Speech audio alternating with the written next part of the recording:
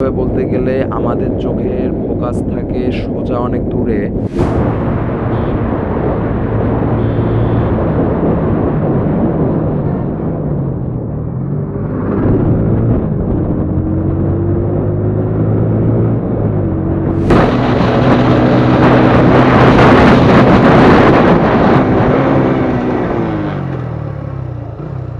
এই হচ্ছে ব্যাপারটা।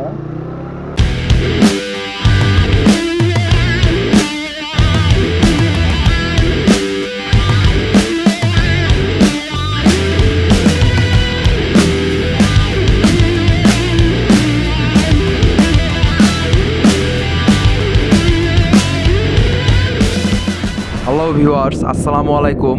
Welcome to my YouTube channel. আশা করি সবাই ভালো আছেন। আজকে আপনাদের মাঝে আমার হাইওয়ে রাইডের অভিজ্ঞতার আলোকে কিছু সতর্কতা, টিপস অ্যান্ড ট্রিক্স শেয়ার করব। ফার্স্ট আসি সতর্কতা নিয়ে।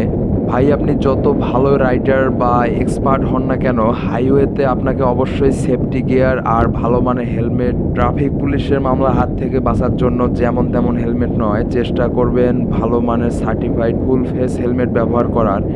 কারণ রাস্তাঘাট বা হাইওয়েতে আমরা একা চলি না। বাস, ট্রাক, সিএনজি, অটোরিকশা, মাঝে মধ্যে ঘোড়া গাড়ি ও ট্রাক্টরের মতো কিছু ভয়ঙ্কর প্রাণী জাস্ট কিডিং, অসংখ্য যানবাহন চলাচল করে। ভুলটা যে কারো মাধ্যমে হয়ে যেতে পারে।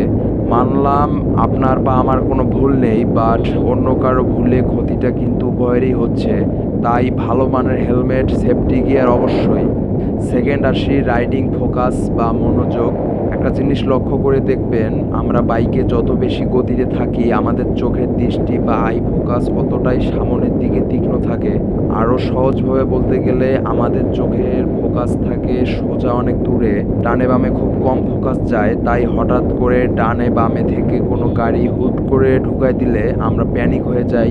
হঠাৎ করে এরকম কিছু ঘটলে মাইন্ড রেসপন্স করতে চায় না খুব দ্রুত, তখন আতঙ্কে পড়ে যাই আমরা।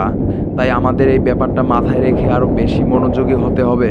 ডানে বামে কোনো পকেট রোড বা মহাসড়কের আশেপাশে বাজার থাকে, এগুলোতে দেখা যায় হুট করে অনেক গাড়ি বা অটোরিকশা কোনো সিগন্যাল না দিয়ে ইউটার্ন নেয়।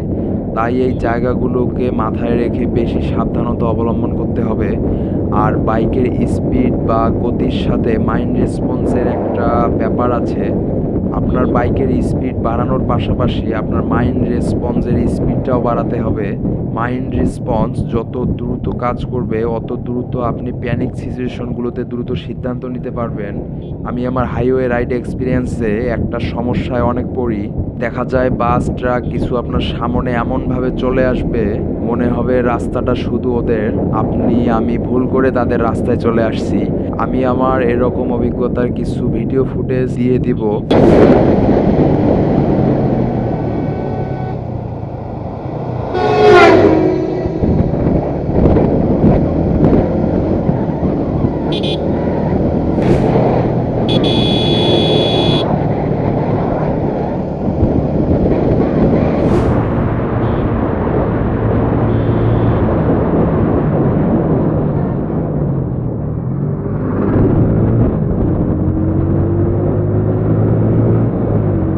আমাদের দেশে হাইওয়েতে চলাচল করতে গিয়ে এরকম অবস্থায় পড়েন নাই। আমার মনে হয় এরকম বাইকার আমরা কমই আছি।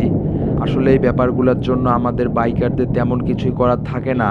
তাই এরকম সিচুয়েশনের জন্য আমাদের প্রস্তুত থাকতে হবে সবসময়। ভুলেও প্যানিক হয়ে মনোযোগ হারানো যাবে না।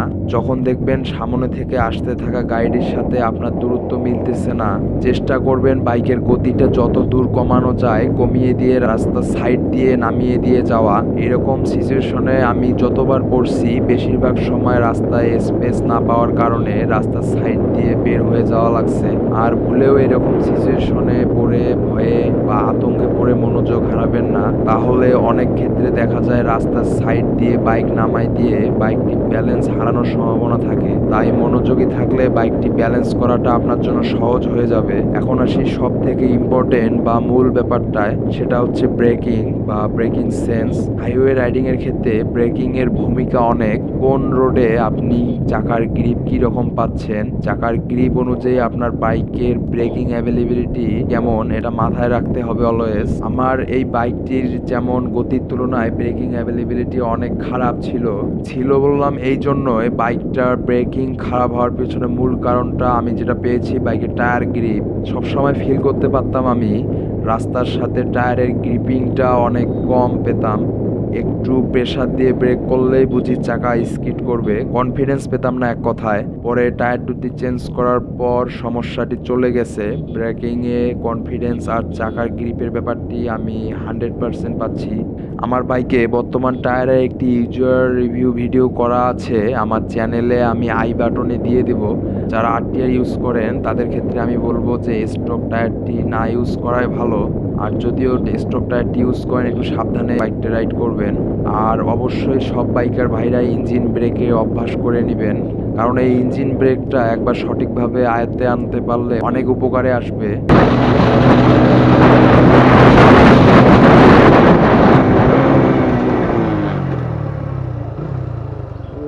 ব্যাপারটা।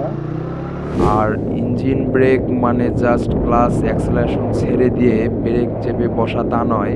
স্পিড অনুযায়ী বাইকের গিয়ার রেপ ম্যাচিং এর মাধ্যমে ডাউন শিফট করতে হবে, তাহলে অ্যাকচুয়াল ইঞ্জিন ব্রেকের কাজটা আপনারা বুঝতে পারবেন। ইঞ্জিন ব্রেক নিয়ে আমার একটি বিস্তারিত ভিডিও করা আছে, সেটা আমি আই বাটনের পাশাপাশি ইন স্ক্রিনেও দিয়ে দিব। So viewers, bike related technical modify tour ব্লগের পাশাপাশি মাঝে মধ্যে আমার রাইডিং এক্সপিরিয়েন্স থেকে এরকম সতর্কতামূলক ভিডিও নিয়ে আসবো আপনাদের মাঝে। ট্যুর ব্লগ এখন খুব কম দিচ্ছি চ্যানেলে, কারণ ট্যুরের সৌন্দর্য ফুটিয়ে তোলার মতো ভালো ক্যামেরা সেটআপ নাই আমার কাছে। আপনারা পাশে থাকলে আমি খুব দ্রুত আমার মোটো ব্লগিং সেটআপ আপগ্রেড করে ফেলবো। তখন আপনাদের মাঝে বাইক রিভিউ সহ আরও ভালো ভালো কোয়ালিটি কন্টেন্ট উপহার দিতে পারবো। এর জন্য আপনাদের দোয়া ও ভালোবাসা আবশ্যক। সো ভিউয়ার্স, আমার পরবর্তী ভিডিওগুলো পাওয়ার জন্য সাবস্ক্রাইব করে বেল বাটনটি প্রেস করা ভুলবেন না। দেখা হচ্ছে নেক্সট কোনো ভিডিওতে। সেই পর্যন্ত সবাই ভালো থাকবেন, সুস্থ থাকবেন। খোদা হাফেজ।